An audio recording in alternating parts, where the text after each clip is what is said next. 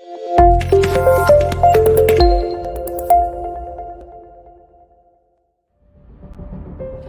everyone and welcome to TIP Annual Conference 2022, themed The Parenting Advantage. We're bringing you coaches from all over the world, from Nigeria, Australia, Germany, Canada, the USA and the United Kingdom, even India.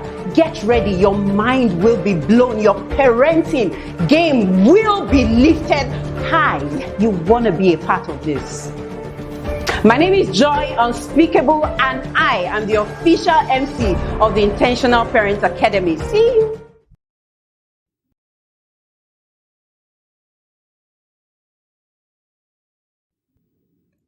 Good morning TIP family.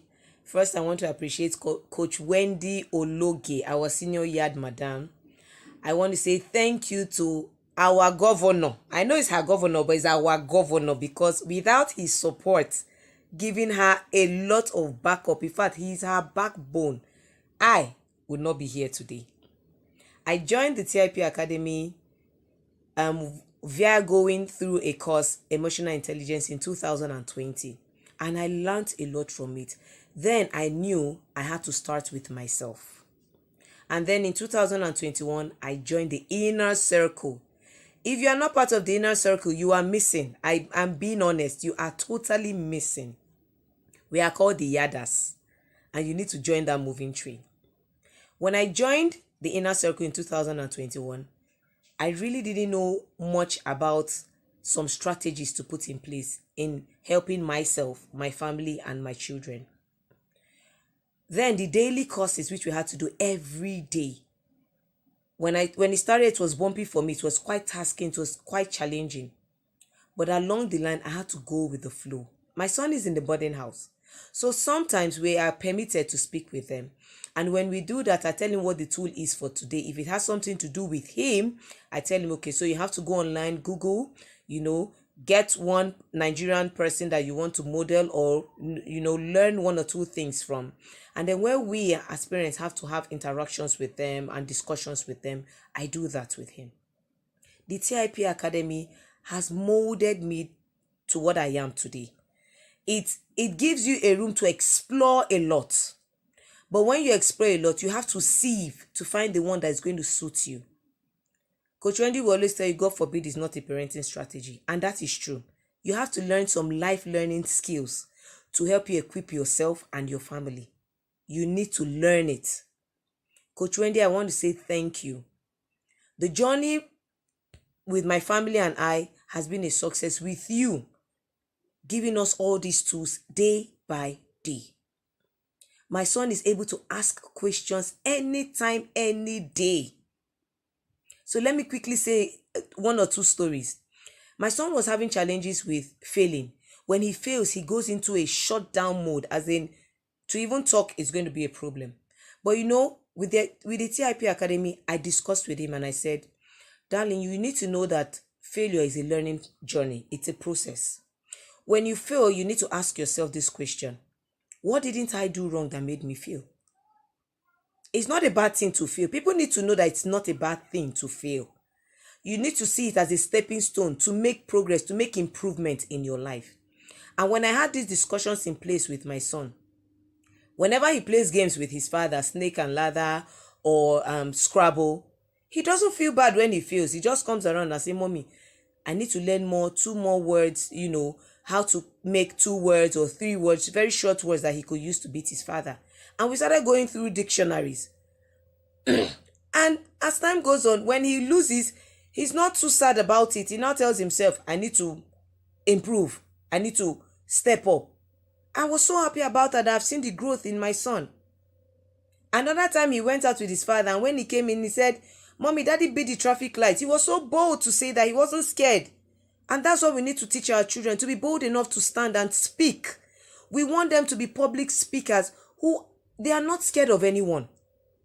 They should approach you from the place of love. That's what it should be, not fear. And when he told me, Mommy, Daddy beat the traffic light, I was like, wow, really? And when the dad came, he said it wasn't counting. And my son insisted, no, Mommy, it was counting. 9, 8, 7. And I started laughing. And then, I just had a talk with my husband and tell him, we're trying to model our children here. So you have to, as much as possible, be very cautious when you're doing things around him. We want to model children who are smart, who are critical thinkers, who are question askers, that we ask questions and get the right answer. I always say to myself and some of my colleagues, I'd rather be a 5 minutes fool asking a question than to be a forever fool not asking that question at all. So please, join the TIP Academy, join the inner circle. You have a lot to learn, not just for your children, but for you as a parent. You have to start with yourself. Coach Wendy, thank you so much. Governor Kunle, God bless you for supporting her, for being the backbone that she is. And we know that God has given her this mantle. She will continue to run with it and really encourage and teach a lot of us so many skills that we do not know about. God bless you so much, TIP Academy. Thank you, Mr. Austin, for always, anytime I'm having a challenge, I just, WhatsApp him and then he sent me a message, okay, go about this, go about that. God bless you so much. God bless you, Auntie Etima. God bless you, Mary Beth. God bless you, Coach Ebuka, my son's coach. Coach Wendy, God bless you for the lots of life you've touched. In fact, the way Coach Ebuka has touched my son's life, I'm extremely grateful. I don't know what to say. But God, in his infinite mercies, will continue to enlarge all your coast in Jesus' name.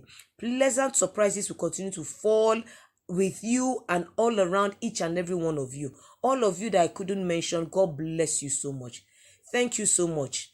From myself, from my family, we say we love you. TIP Academy, keep the ball rolling.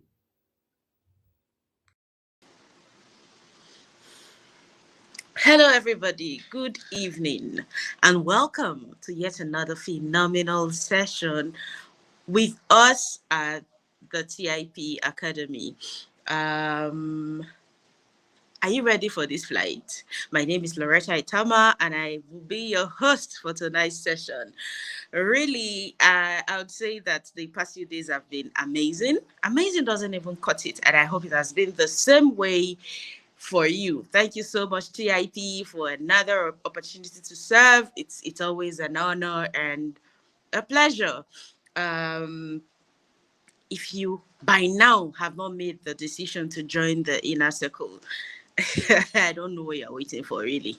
I don't know if Jesus Christ has to come down from heaven and convince you himself, because over 1,000 lives are being transformed, and my family is one of such lives.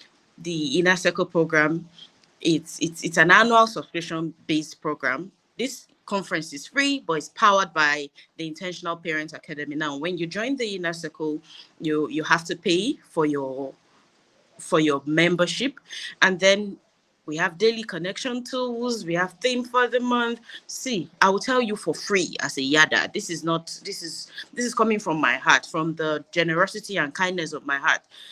The money we pay for the academy is nothing compared to the value we get. I've said it, I'll say it again with my full chest. Coach Wendy should increase the fee, because too much value. Too much value. So before we have our speaker for tonight, we'll quickly take another review from one of our yadders again, and then we'll be waiting to have you back.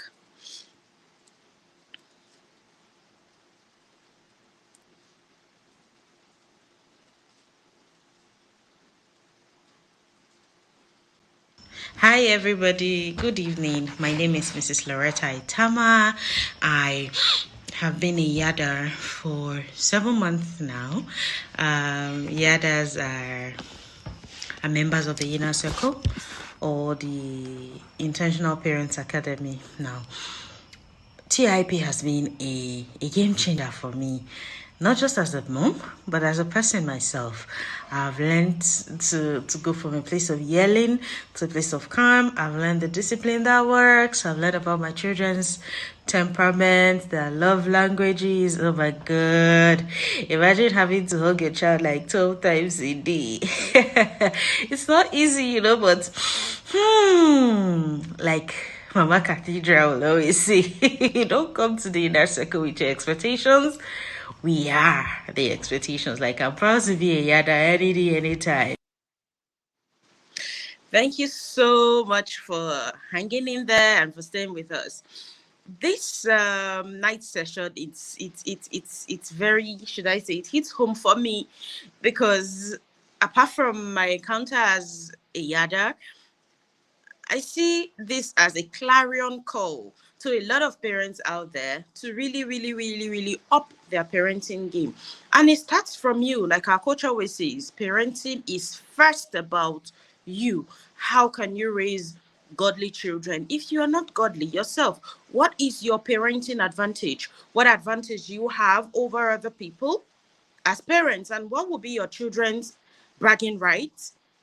Or should I say proof of concept? My I could do this because my mom was that. I could do that because my father was that. You know, in level 1B in the academy, we have a thing, an inside joke that when our children are ready to get married, we'll ask them, "Come, is your mother a yada?" Were you raised the academy way? Like all level 1B yadas will get this joke because it's not just enough to come and say, I'm a graduate of Harvard, I have this, that, and that. What parenting advantage did your parents have? How did they raise you? Okay, so tonight's session is going to be, oh my god, I hope you have fastened your seatbelt, you have your oxygen masks on because it's going to be sensational. It will blow you away, and above all, it will really open your mind and teach you a lot about the parenting advantage of raising, of having godly parents. You know, it's not just enough to want to raise children. Do they have models in you? Will you be able to model or mirror what they need to do? I think our speaker will be with us shortly. We are waiting for Pastor Favor Esiri, please.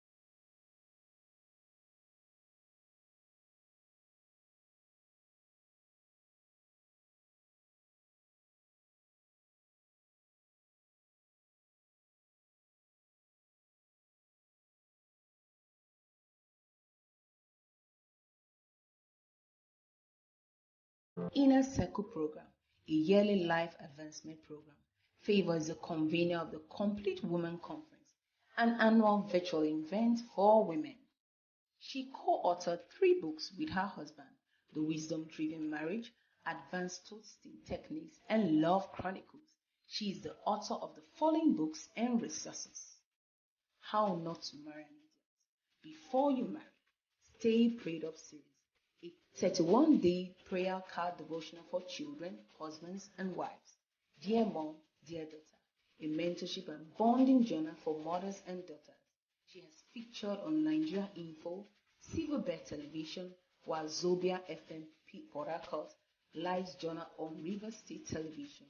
She's excitedly married to Siri Wisdom, and they are blessed with 3 wise children and many adopted children. Ladies and gentlemen, please welcome to the Intentional Parents Annual Conference 2022, Favor Osiri Wisdom. Wow. Oh my God. Good evening, madam. Good evening and Yeah, good welcome. evening. I Good was evening. listening to your profile and I kept smiling and smiling. I almost screamed. I had to behave myself. You are amazing. I can't wait to read your Thank book. you. Oh my God, how not to marry a fool. Oh my God, I need a copy like right away. Thank you Thank so you much. very much. Thank you so much for being here tonight. Thank I you hope so you had a much. great far. We can't wait to Yeah. hear from you. Welcome, madam. Thank you Welcome, so much. welcome. Thank you so much. Yes. Thank you, madam. Thank you. Thank you. You have I'm the so floor. excited to be here. Yes. Yes. I'm so excited to be here too. Okay. Good evening, everyone. I want to say a very big thank you to Wendy Ologe for having me here and the entire Intentional Parents Academy. And this evening, I want to also appreciate all the parents from all over the world who are actually watching this. I want to congratulate you and to let you know we are actually doing a fantastic work and that the fruits will begin to show in no distant time. In fact, it's already showing in a lot of people's lives. It's a journey, and we will actually complete our journey as it has to do with our parenting. So this evening, I've been asked to speak on the topic, the parenting advantage of having godly parents. The parenting advantage of having godly parents. This is actually a topic that excites me so much because of, who I am today. By the grace of God, I am a person of faith. Yes, I wouldn't say my parents were godly from the onset, but along the line, they met with God, and it has also affected me in a very significant way. But starting up with me as a mother and as a parent, I've had the privilege of knowing God. I've not known Him totally. You know, there's no end to knowing everything. We're actually, on a journey. I would say that my encounter with God has so impacted me that I am beginning to see it in the life of my children, our children. By the grace of God, my husband and myself were blessed with 3 wise children. We always like to address our children as 3 wise children. And I have seen the impact of being a godly parent in the life of our children, in the life of our children. Now, as I proceed, one of the first things I would like us to know is that the greatest honor God bestowed on us is the honor to be called parents. It's one of the greatest honors that God bestowed on us is to be called a parent, to be a steward of an entire destiny. That's a huge responsibility. That's an honor. It is, I want you to note this, that it is an honor for you to be a mother. It is an honor for you to be a father. That something, a human being, an entire life, was entrusted into your care. That's an honor. And number 2, I'd like us to understand that parenting is a calling to birth, nurture, and release our children as gods. Parenting is a calling to birth, nurture, and release. So even if you didn't birth, you can nurture. But the end point is not just nurturing, but releasing. Because if you nurture and you keep them, You can't prove them because it's only when they are released that you can prove what you have nurtured. It is only when you release your children, that's when what you have nurtured can be tested. So your children cannot just be tested, within the confines of your home. But parenting is a calling for us to birth, nurture, and release our children as what? As gods on earth. Now, if you're a person of faith, you will appreciate what I'm sharing strongly. And even if you're not a person of faith, I am sure that at the end of this session, you will come to know God. That's the truth. You will really come to know God because it's such a beautiful thing. You have an advantage as a godly person. There are certain things that you will not worry your head over as a godly person. So, because the Bible actually says that ye are gods and all of you are children of the Most High. Listen, we live in an ungodly world, a world that is armed with negativity and ready to unleash all manner of evil. So being a godly parent is an advantage, for you to raise children who will arrest ungodliness. To raise children who will arrest ungodliness. So who is a godly parent? I like defining terms. A godly parent is someone whose lifestyle embodies God and godliness. A godly parent is not someone who sleeps in the church. Be a person of faith. A godly parent is not someone who wears long skirts and does not wear earring and do makeup like me. I hope you can see me. I'm made up, right? I guess this makeup is fine. Yes. That's not that. A godly parent means an impactful parent. A godly parent means a parent of positive legacy. A godly parent means a parent of excellence and creativity. A godly parent means a parent who has empathy, honors God, loves, which is also a nature of God. So a godly parent is not just somebody who prays 24/7 every day, because I've seen some prayer warriors who are very wicked. Is it that prayer is not good? I will come to that. Very important. So a godly parent is not just the person who sleeps in church or speaks the loudest of tongues. I need you to know that prayer is actually a lifestyle of a truly godly parent. But what I'm talking about here this evening is that we should aspire for the total package, which I call prayer plus. Is to aspire for the total package and not just think that a godly parent, a godly parent will produce a godly child who just say, who is like holy wedge. There's something they call holy wedge. Zeal without knowledge. Zeal without wisdom. Religiosity in the highest order. That's not it. So it is not just somebody who just goes to church every day. It is somebody who prays plus. And so in the book of 2 Peter chapter 5 and verse 8, 2 Peter chapter 1, 5 verse 8, the Bible talking about where he said, besides this giving all diligence, add to your faith virtue, to virtue knowledge, to knowledge temperance, to temperance patience, to patience godliness. So it's a total package. So what does this therefore mean? That as a godly parent, you are a knowledge. In fact, for you to be a godly person, you're supposed to be one of the most knowledgeable people on earth. And that's a huge advantage for your kids. I can tell you that the impact that my husband and myself see today, and by the grace of God, I'm going to be sharing some of the things that the Lord is helping us achieve with our children, is as a result of the knowledge base that we have. So it's very, very important. It's as a result of the knowledge base that we have. I've said it that to be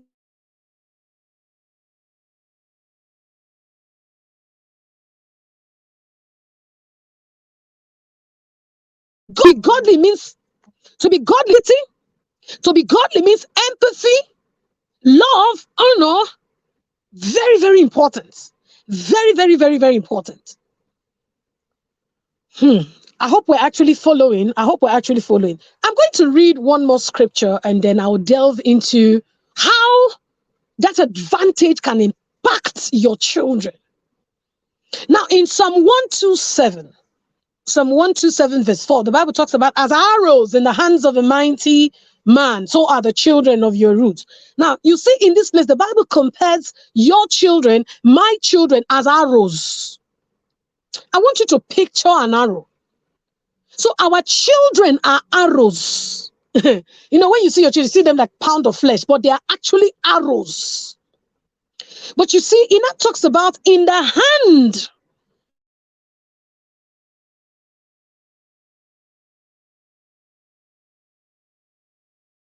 Mighty, in the hands of a mighty warrior. In the hands of a mighty warrior. Now, the challenge is, one of the things that is challenging is for an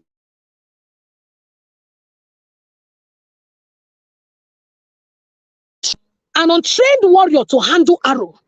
It is catastrophe for an untrained warrior to handle arrows. Because listen, he can actually lose the arrow, he can throw the arrow away, or he can even shoot himself with the arrow. And this is happening even in the home of godly parents. Because sometimes we think because we are godly parents, automatically our children will turn out right. I'm going to show us as we go. You will see that even in the midst of where you say you're carrying God, that your children can actually sleep, but that will not be your portion. Because I'm going to be sharing how you can begin to see the advantage that your children have by just having you as a godly parent. So it's very, very important. So as godly parents, we are the warriors. We are the warriors. When your child has someone who was on their behalf, that's amazing. So as godly parents, we are the warriors, our children are the arrows. But you see, there's nothing wrong with the arrow. The challenge is with the warrior. And you see, the challenge is with the warrior because an arrow can go further. An arrow will go further because of the skill of the shooter. An arrow can only go further because of the skill of the shooter. But if the shooter, in this term, meaning the parent, does not have skill, he can throw the... Haven't you seen people who try to shoot arrows and they just throw it away? And that's why a lot of kids are not being shot in. They are not being released. They are not being shot. Remember, I talked about release, that you birth, nurture, and release as gods, not as cowards. No. As a godly parent, God has not called you to raise cowards. God has raised, oh my God, I don't know how to say this. If you know what God expects of us and our children, you will understand that God has not called us to just huddle in church. He has not called our children to huddle. He has not even called me. If you're a godly parent here, God has not called you to just huddle in church. No. He has called you as light to find wherever darkness is and illuminate. That is it. So as godly, I said an arrow can only go further because of the skill of the shooter. And the shooter in this sense is the warrior. So we don't war with knives. We don't war with guns. We don't war with yelling. We don't war with bitter words. We war because, listen, it's a war. We war with knowledge. We war with wisdom. We war with honor. We war with legacy in view because it's a fight, but a good fight of faith. You know, if you're a Christian here, you understand when the Bible talks about fight the good. So there's a fight that is good. It's the so we war with legacy in view. That's why you are a warrior. So the question is, as arrows in the hand of a mighty warrior, you ask yourself, am I a skilled warrior? Am I a mighty warrior? Because my children can only go further as a result of my skill in destiny. Very important. So you see, children, listen to me, parents. Children are born geniuses. It is parenting style that degenuses them. If there's any word like that. Children are born geniuses. It is the parenting style. And I can tell you, some godly parents have degenused their children because of lack of knowledge. Children are born as geniuses. It is parenting style that degenuses them. If there's very important. So it's therefore very important. It is actually very important that you raise godly children because you're actually a godly parent. God can use you to do mighty things and your children will be left out. Now, if you look at, as a person of faith, it is interesting for me to know that my children will not automatically become people of faith because I'm a person of faith if I do nothing. Now, I saw a man in the Bible called Prophet Eli, who God used. He was a prophet, not a prophetess, but his children became non-entities. In fact, the children cost them the priesthood. Now, there was a little boy in the house of Prophet Eli called Samuel, who God began to speak to.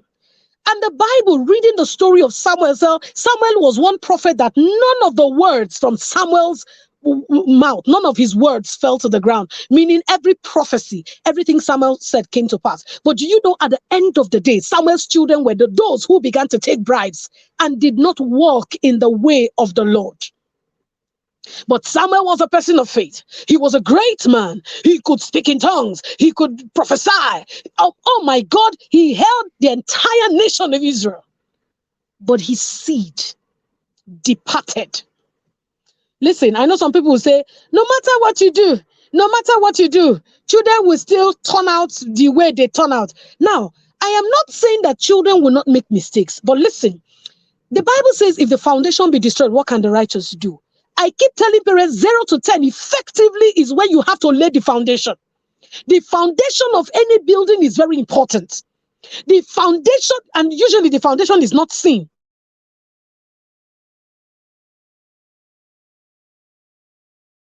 Actually, when you have to raise children, if you miss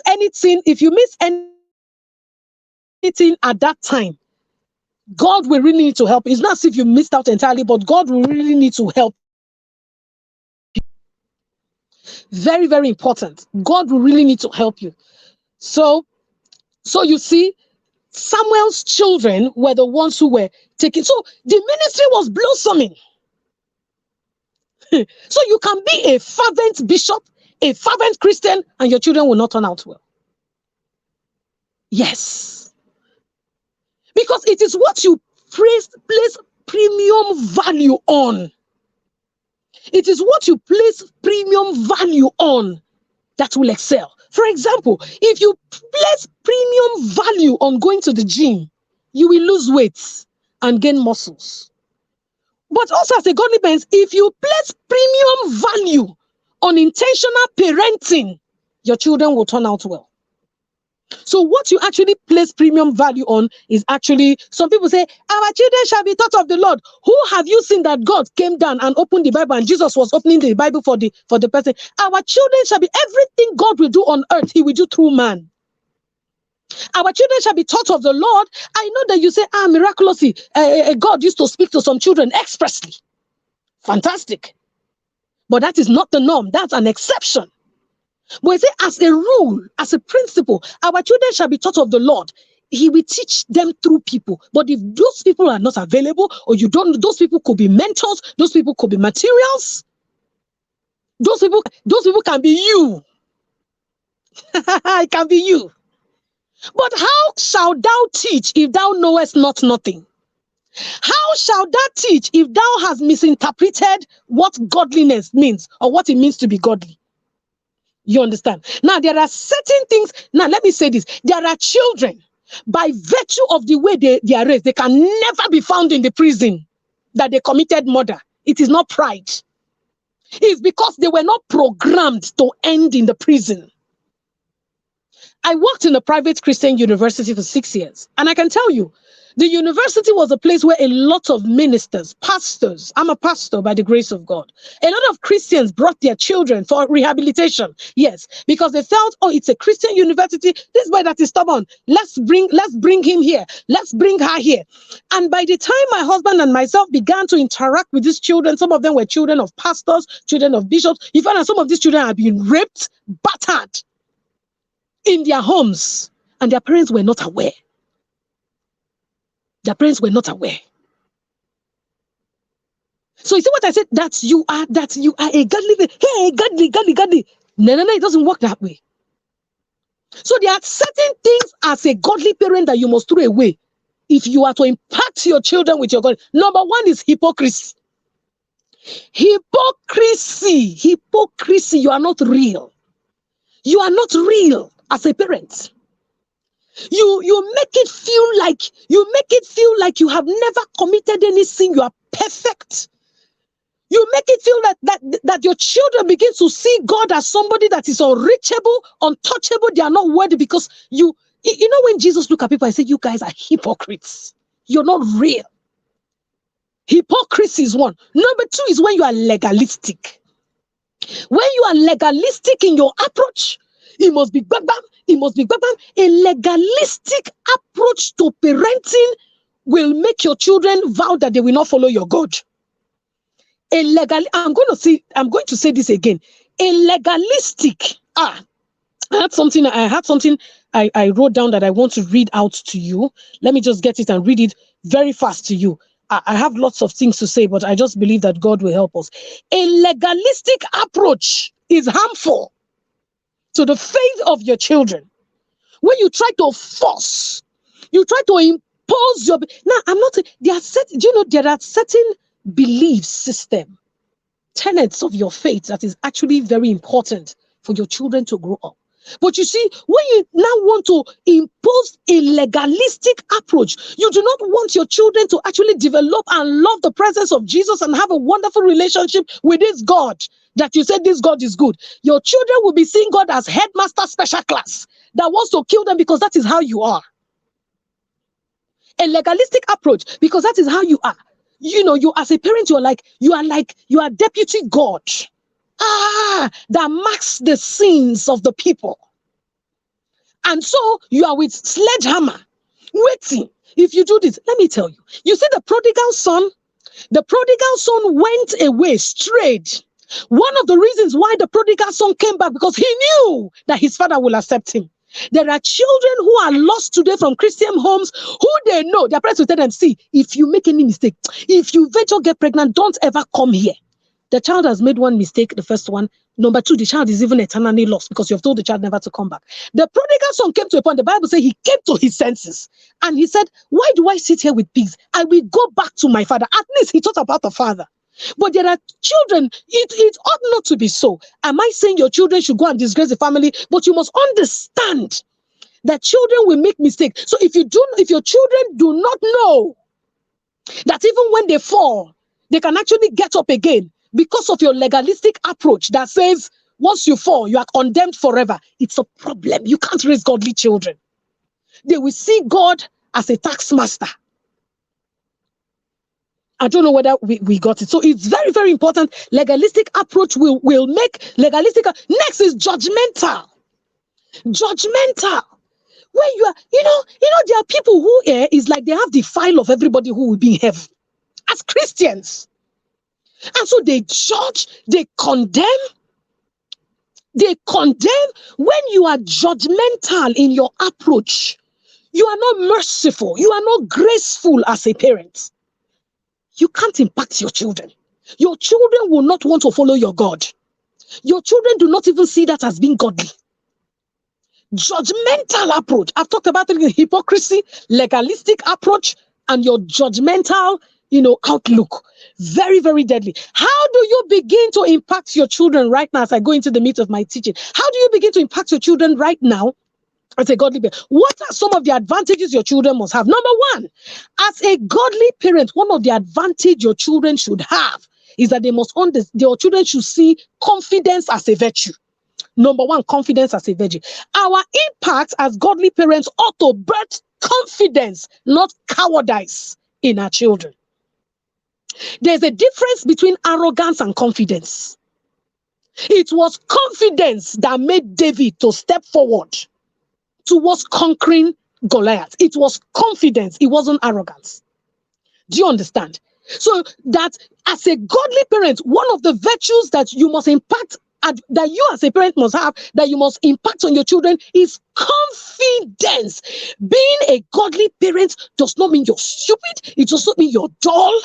It does not mean that being a godly parent doesn't mean all of that. So it's actually one of the things that you must impact in your children. Very, very important. Like I said, it was confidence that actually gave David, the effrontery to actually step forward and say he was actually going to conquer Goliath. So parents, you need to come out from the spirit realm and be a human being on earth. A godly child is not an oh yes member. What I mean by oh yes member, that says yes to everything, that doesn't know how to challenge status quo, that is not a godly child. You understand? So being confident to speak for himself. But you see, when you pay attention to religion, you shut them down not to ask questions. I hope you saw that David's elder brother was asking, what have you come to do here? But David knew who he was.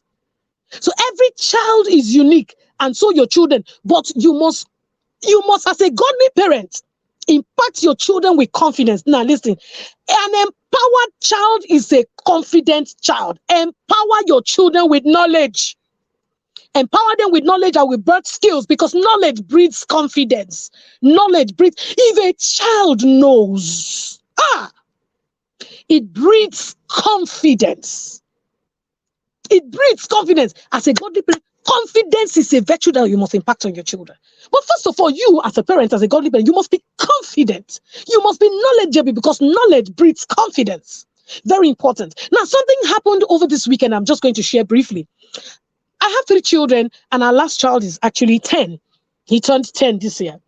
He's in year 5, primary 5, going to year 6. He was actually nominated because he was eligible. So he was nominated as those who could vie for the position of head boy. And he came and told us last week that he wanted to vie for the position of head boy. That's not arrogance. And then he said something. He said, Mom, it's either head boy or nothing. Now, some parents will say, you're proud. Why don't you go for labor prefect? He said, Mom, it's either head boy or nothing. And I said, that's fine. He said, because I want to lead. That's what he told me. And that's fine. But you know what happened? I'm talking about confidence and knowledge as a godly parent. You know what happened? My husband and myself began to encourage him. My husband and myself began to encourage him and asked him to write his manifesto.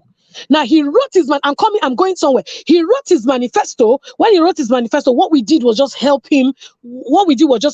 Arrange it, in line so that it will flow. Now, where does my godliness as a parent come in? And I went, and as I sat down, I began to think. I said, this boy is going to give a manifesto. He must stand out. Now, my son's class are full of children who are smart. He's actually one of the smartest. Full. And the boy is also full of the Holy Ghost. So that you know. Do you know what happened? Do you know what I did as a godly parent? I began to look for speeches, video sessions of speeches of manifesto. And I remembered Obama. That Obama, yes, we can speech. There was one speech that Obama delivered and when Obama finished speaking, I got the video immediately. I called our son. He watched the video, watched the way Obama walked in, watched the way Obama waved, watched the way Obama was pacing his words, and Obama spoke. Watch the way, even when the crowd was jeering, Obama had to say, thank you, thank you. He watched it, and we rehearsed. Listen, those manifestos, he wrote those manifestos. If I read out the manifesto that this boy wrote, that's when you will know that a God will give birth to a God. A dog cannot give birth to an ant. No.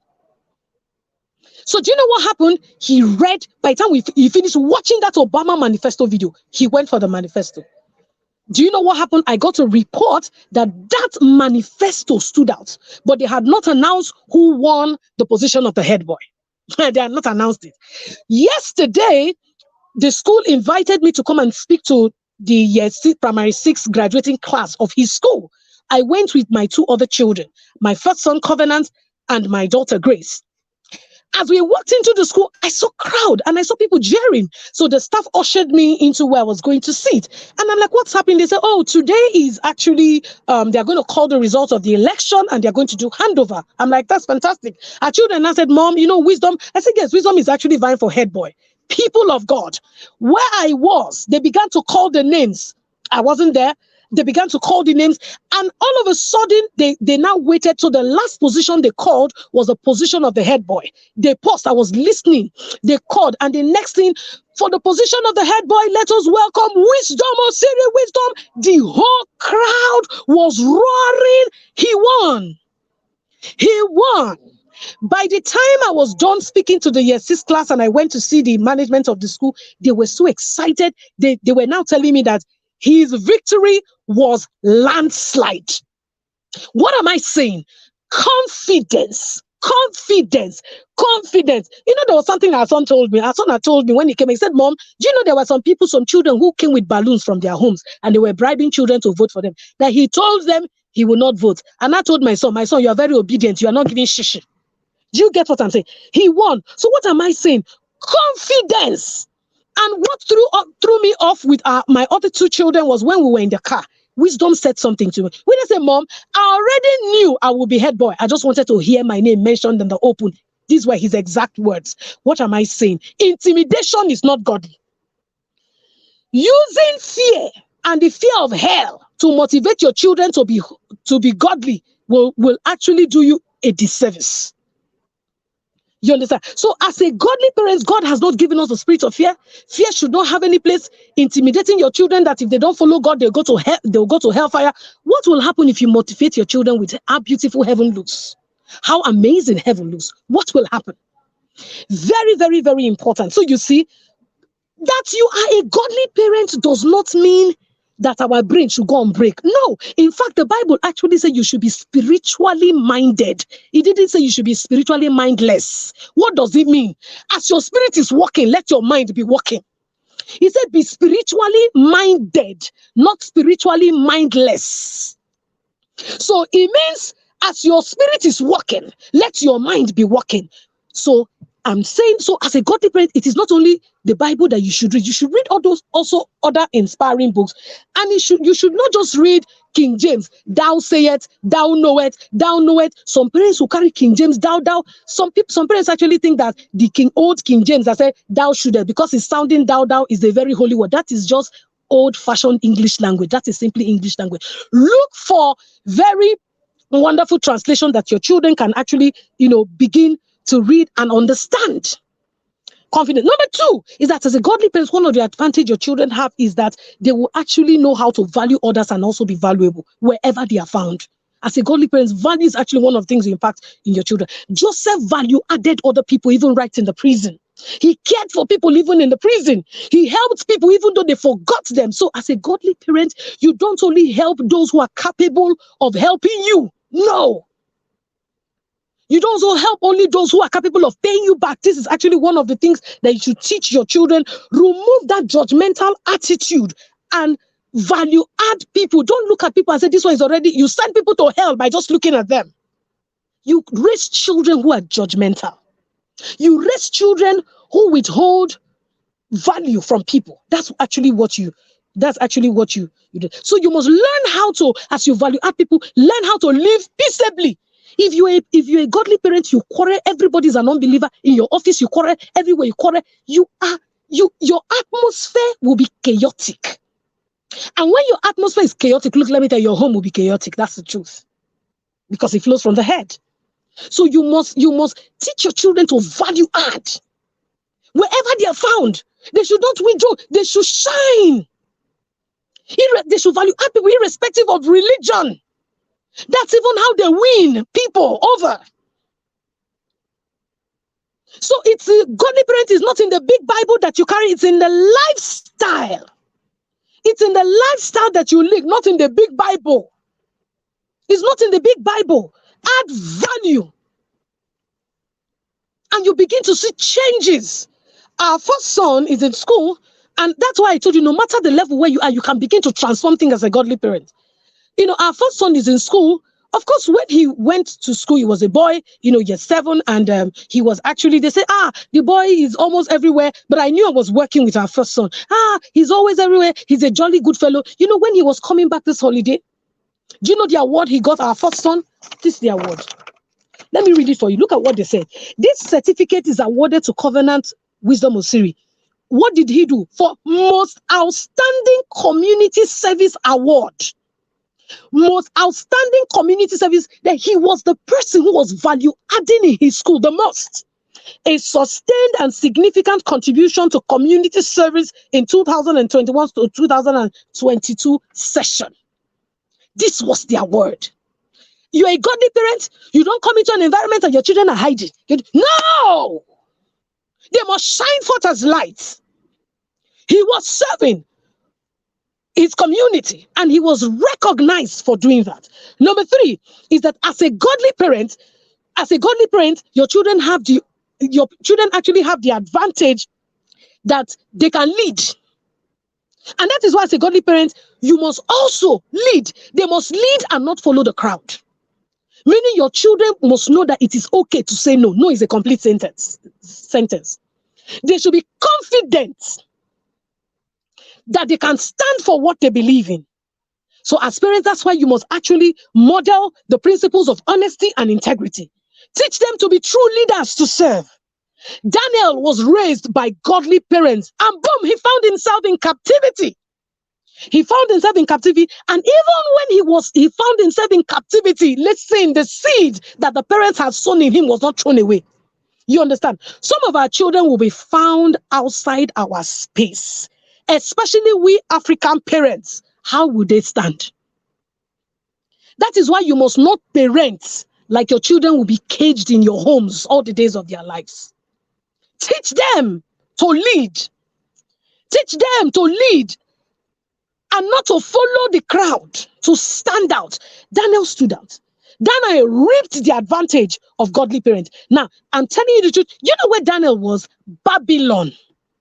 Babylon. He was taken there. Babylon. But there was a seed. He had an advantage. Now, in Daniel chapter 5 and verse 11, the Bible talk about, say there's a man in this kingdom, and it was a queen who was recommended.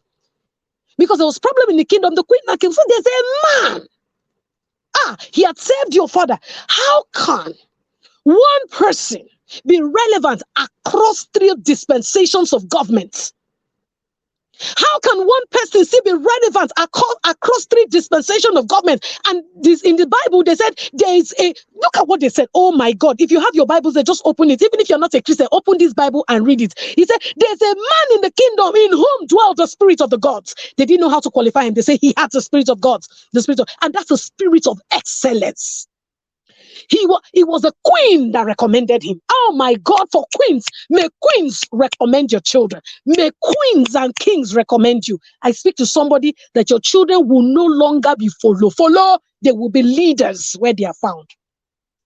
So he led well, irrespective of political inclination or political party. Daniel refused to follow the crowd. He stood out by refusing to defile himself. His godly parents were not there. His parents were not there. Because listen, let me tell you, your children will be tested. You see, your children will be tested. Daniel was tested when he was found in captivity in Babylon. And so let me tell you, because a godly parent will raise a godly seed. A godly parent is a holy parent. Now, holiness does not mean wearing white.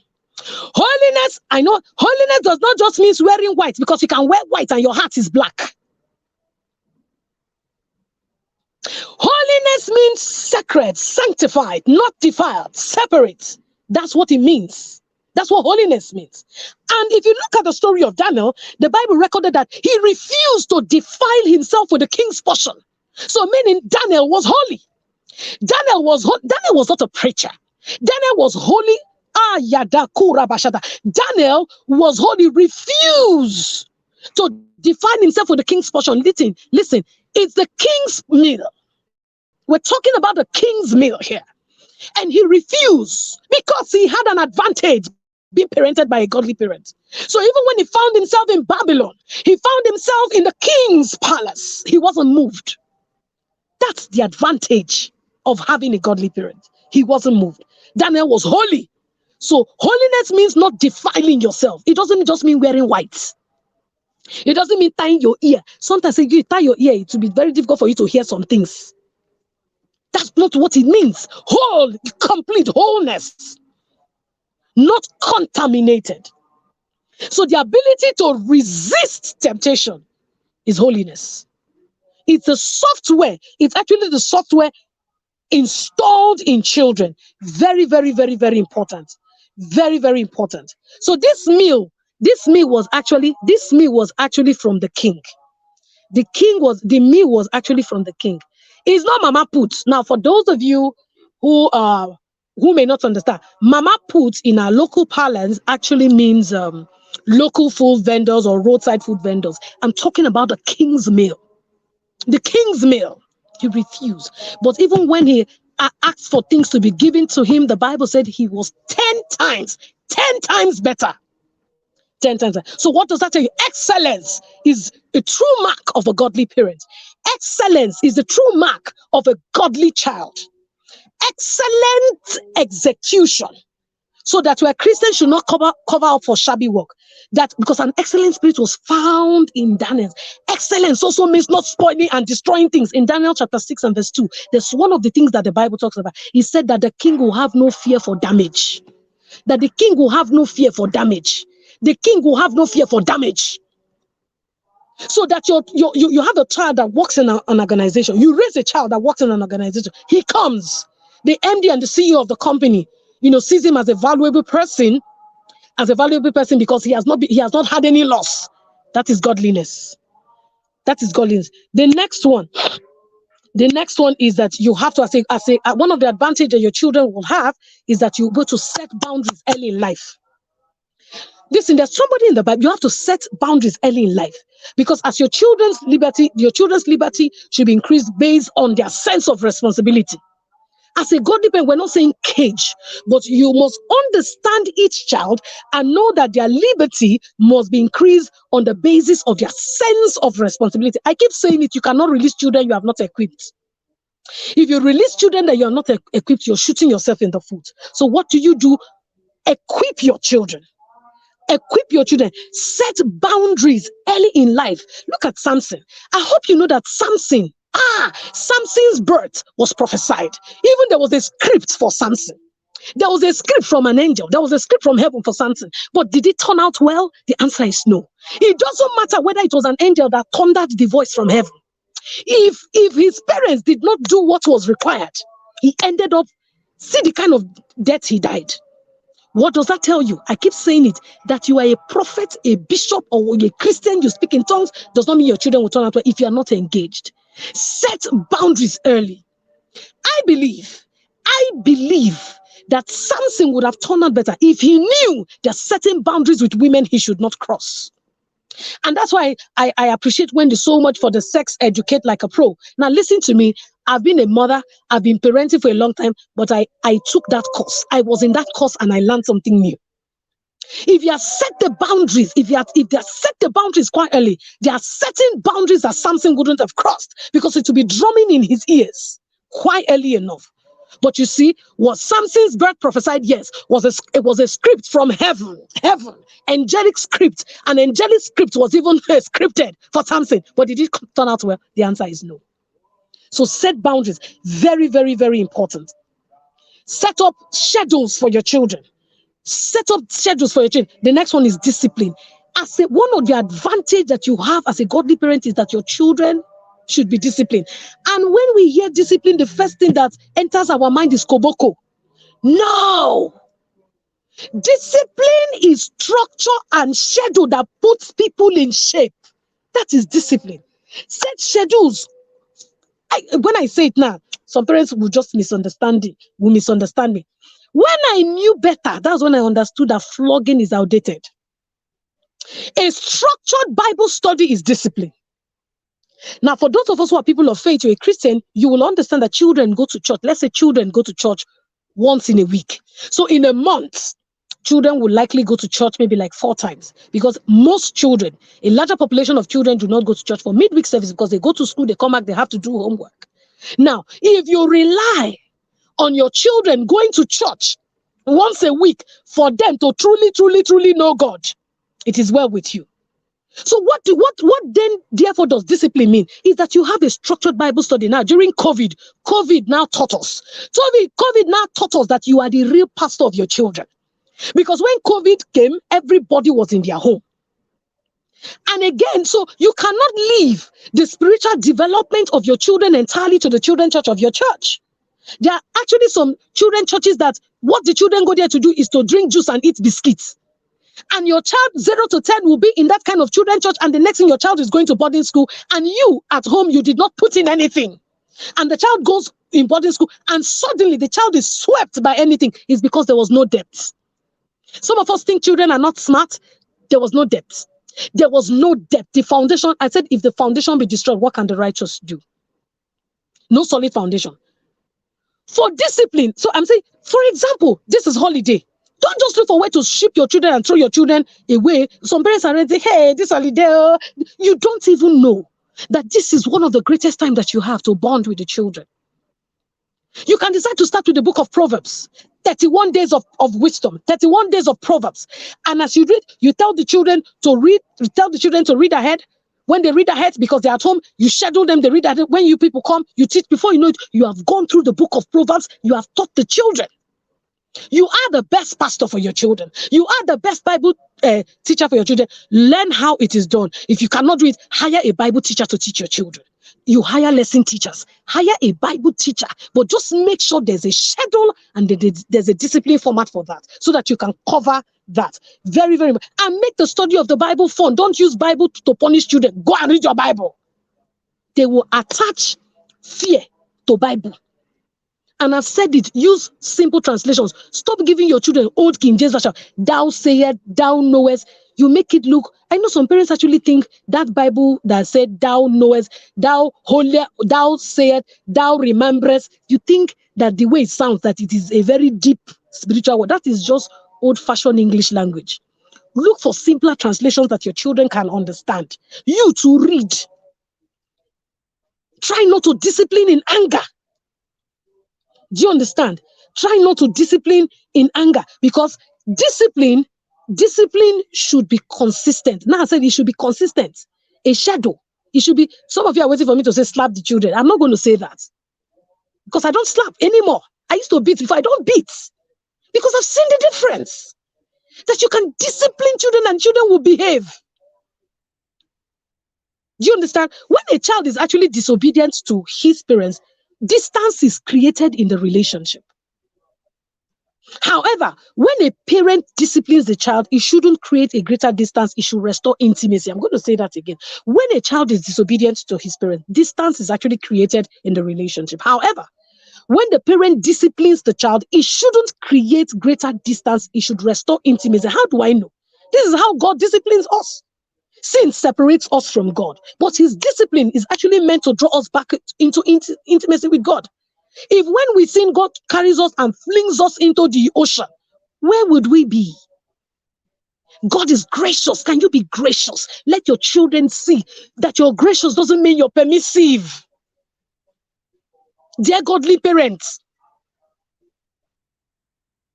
So that, and you know, when the right discipline, when positive discipline is done, it should create intimacy and not distance. I'm going to say that again.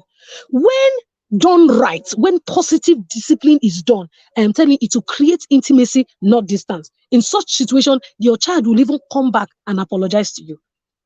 My children will do stuff and they will know I'm not happy with them. The next thing, after a while, they go to their rooms, they will come and knock on my door and they say, Mommy, can I see you? I say, yes. They come, Mommy, I just want to say I'm very sorry for what I did. I shouldn't have done that.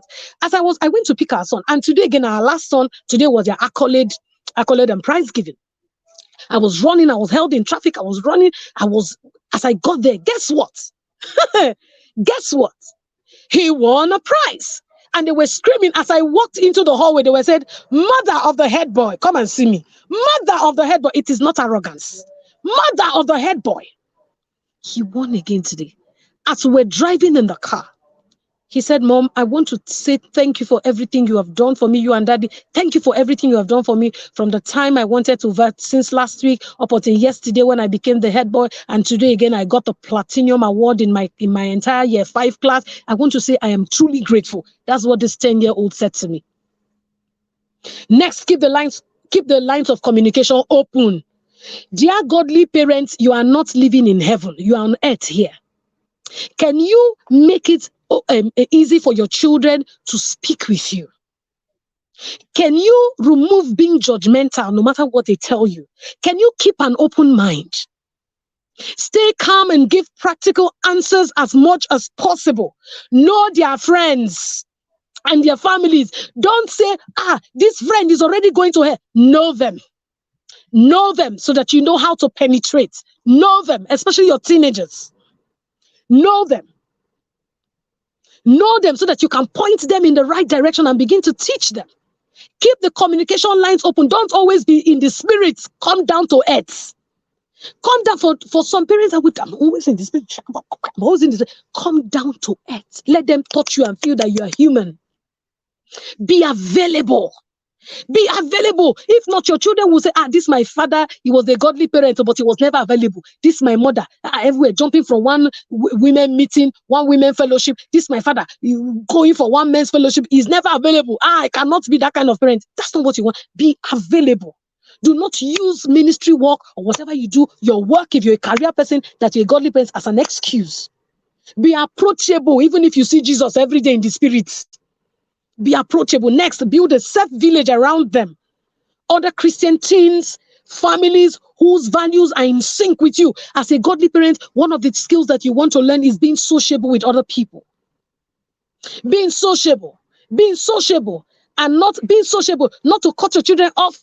These people, this church, they are not the real Christians. We are the real Christians. You cannot say that to your kids. Your values and these values may be different. Your children too, your values are intact, but they should learn how to live peaceably with all men. So build a safe village around them. Very important. Next, model what you want them to learn. 2 Timothy chapter 1 and verse 5.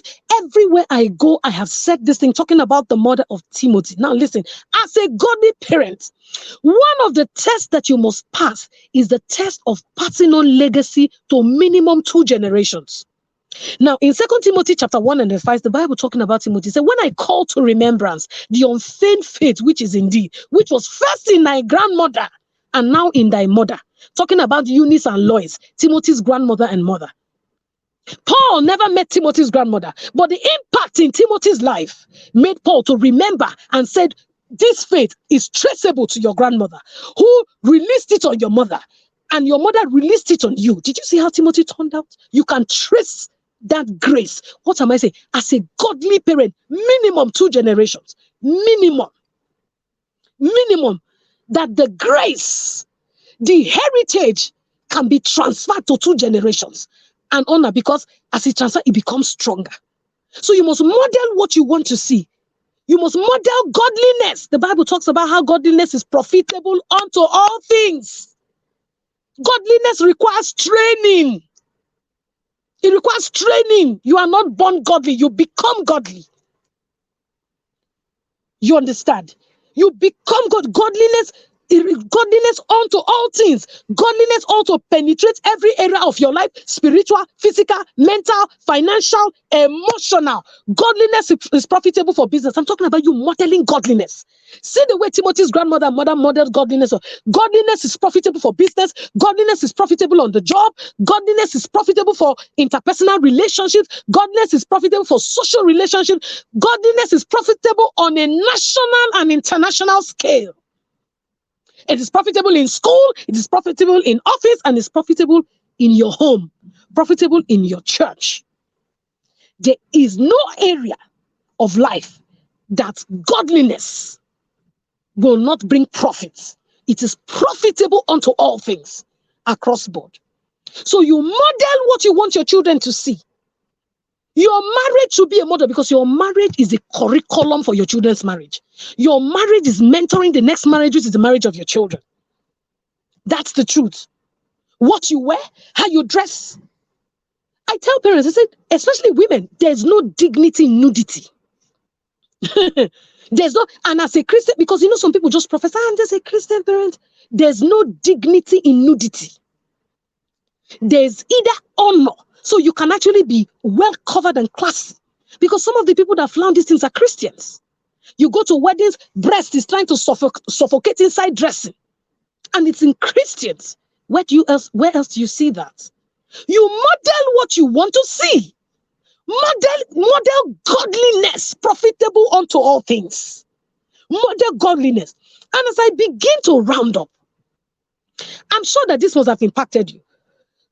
Okay, I have one more point. The last thing this must have impacted you. So you model godliness, very, very important.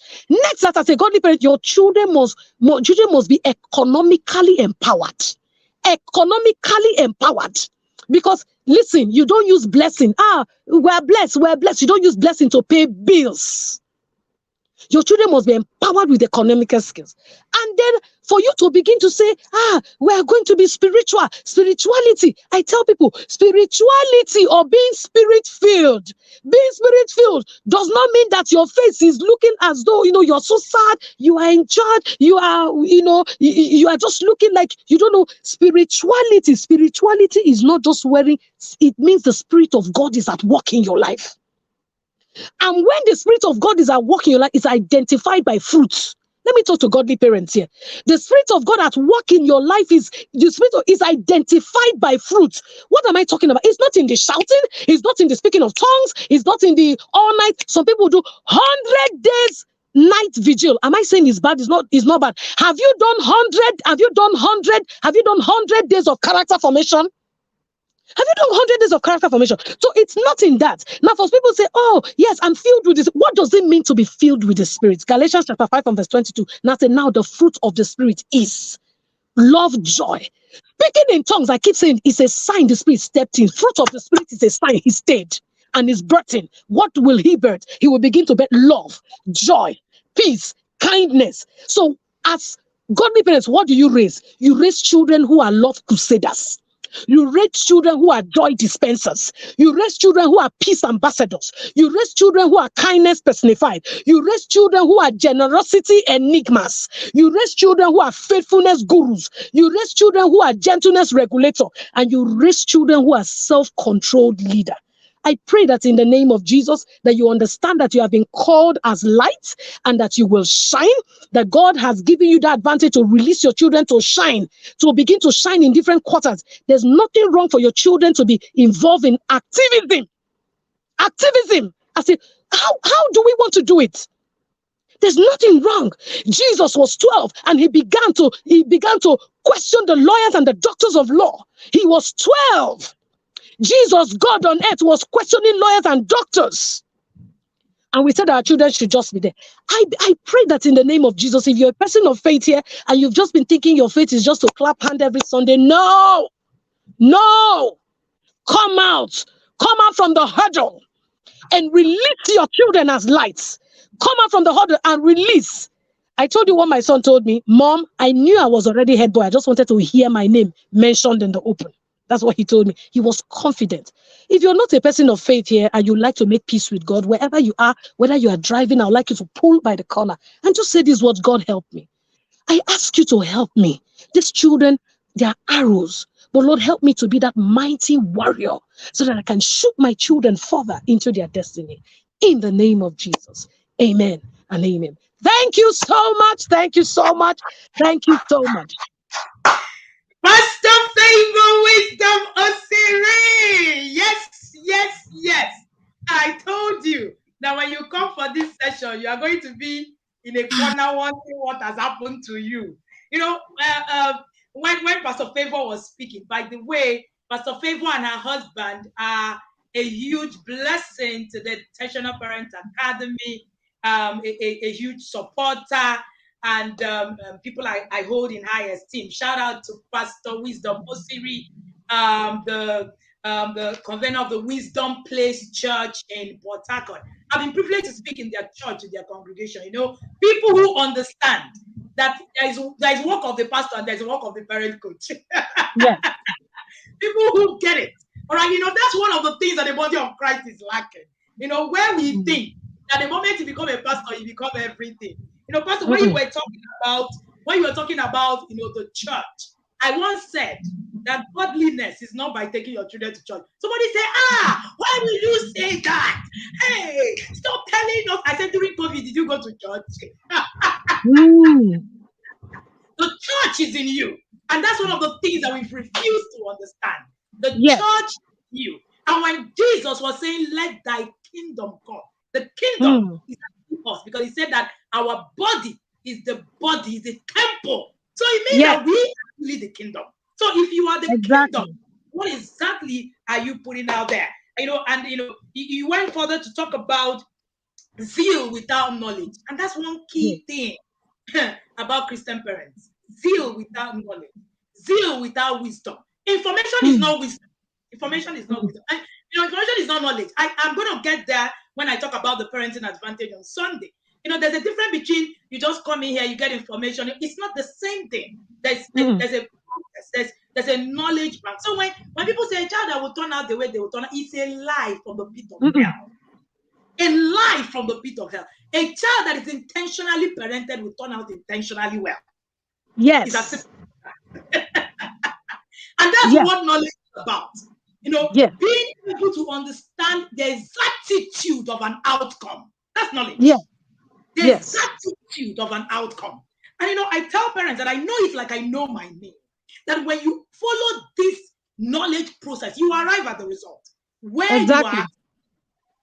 Thank you so much, Ma. In fact, it was when you said it's catastrophic for an untrained person to handle an arrow. In fact, that was so, he hit back to back. Exactly.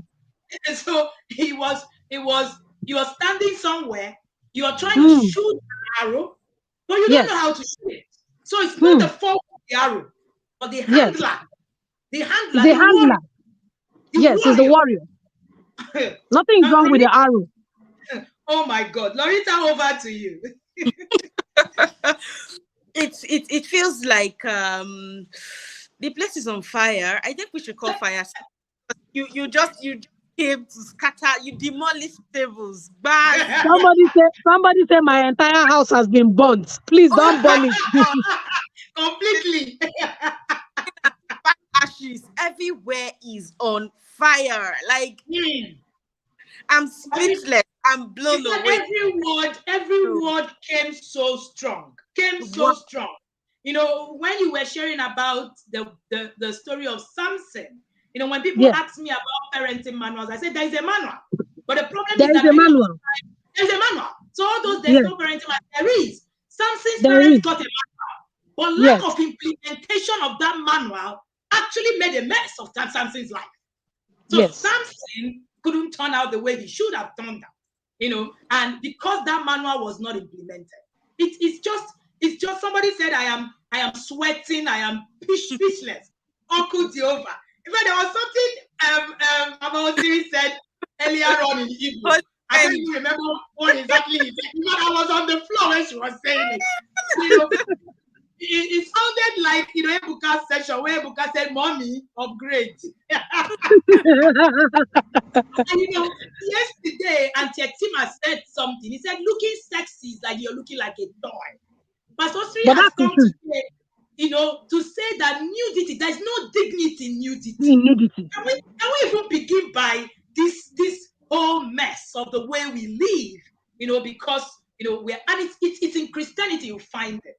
Exactly. Where we have our bodies always. But I've never been able to understand why, and then parents would say, "Oh, that's where I just want to look the way I want to look and all of that."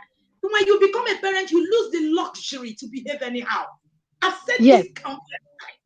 You lose that luxury because you are a co-creator. You are shepherding a life. So how do you begin to do that? Like my son would say, this was the session. All right, Pastor Wisdom, Pastor Favor Osiri has spoken on the TIP platform severally. This should be the third time, and for every time she comes, she leaves us breathless, as in completely. Last year when she was done, my friends and I came together and said, did she say 30 minutes, every minute prayer or something? It is implementation. That's stay prayed up. You just use your phone, set the alarm.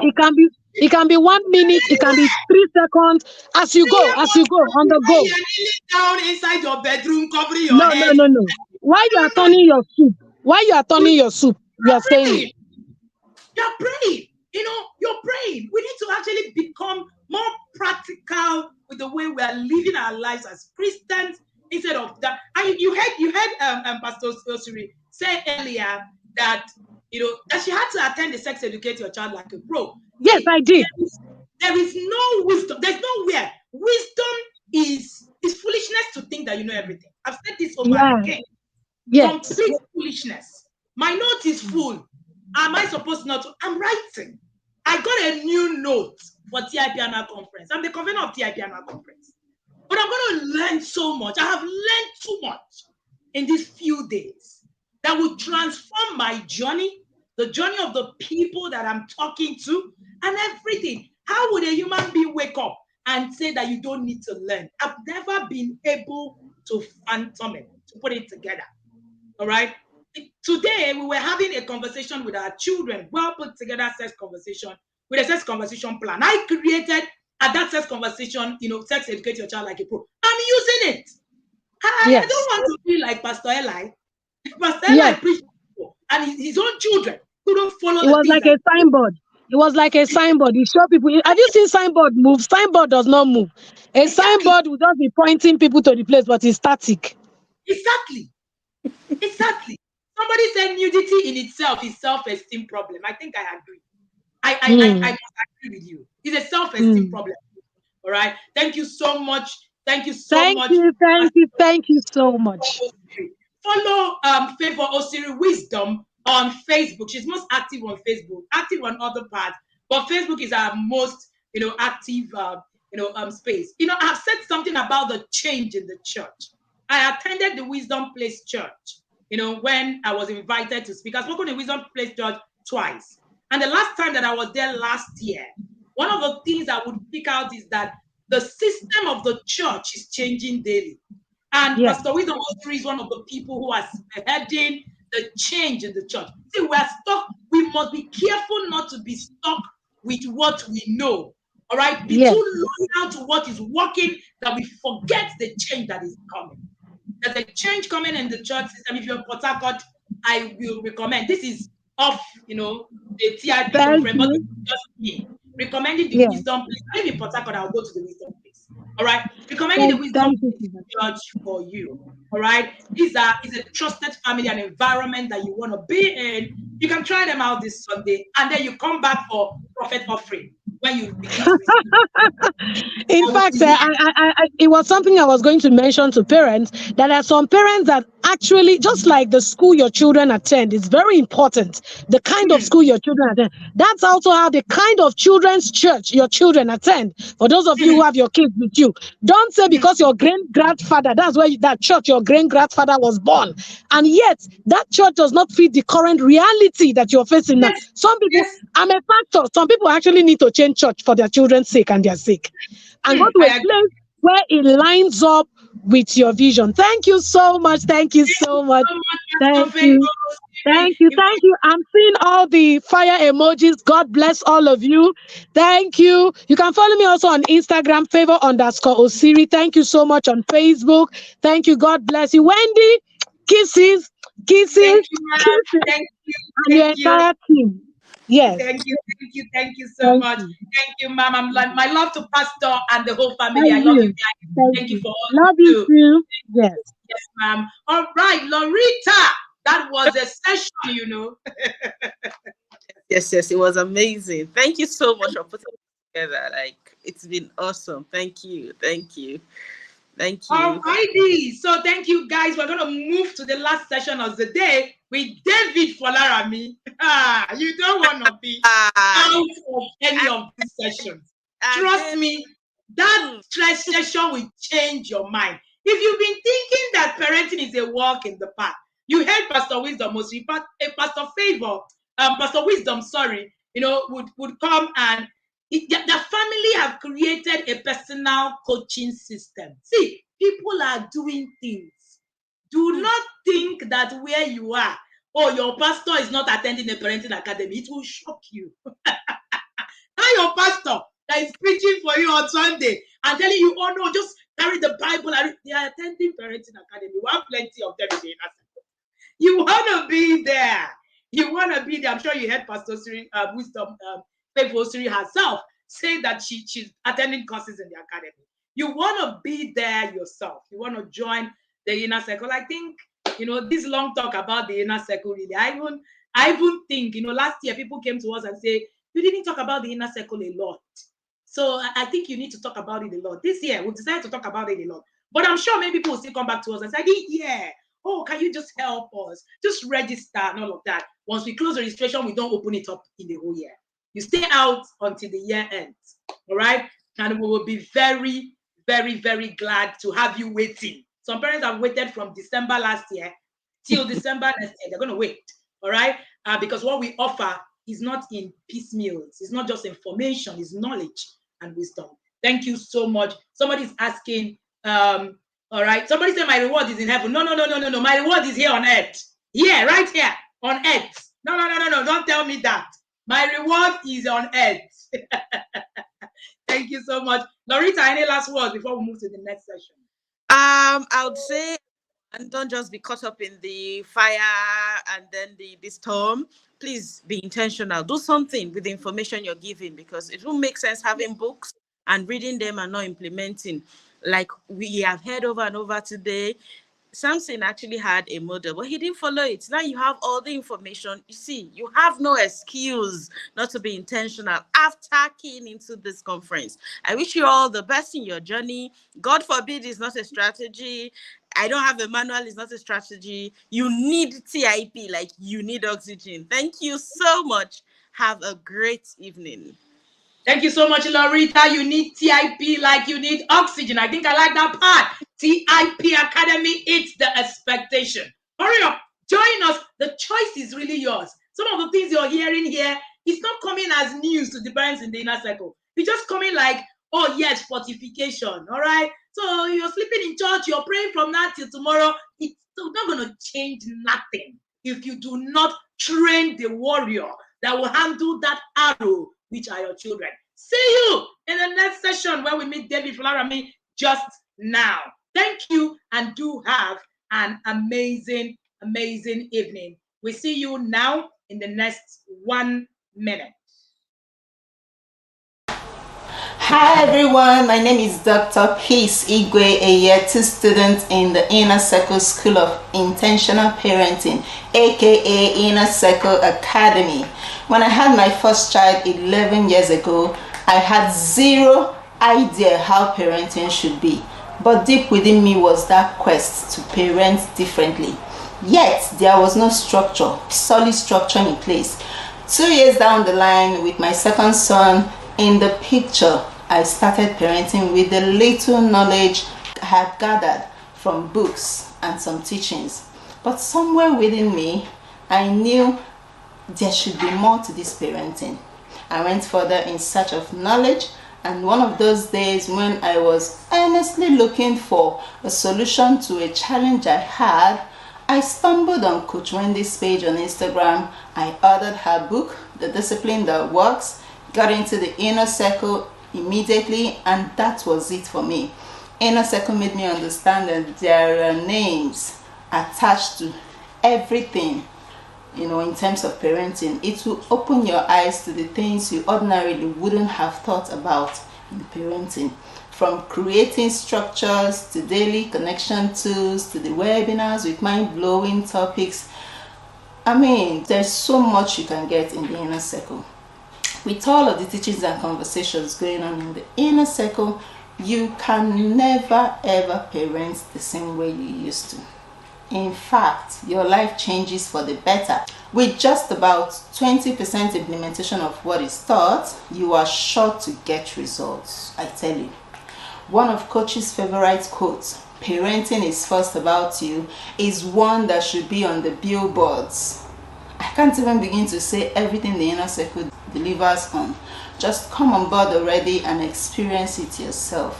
So what are you waiting for? Like Coach Wendy will always say, see you in the yard. We're waiting. Bye.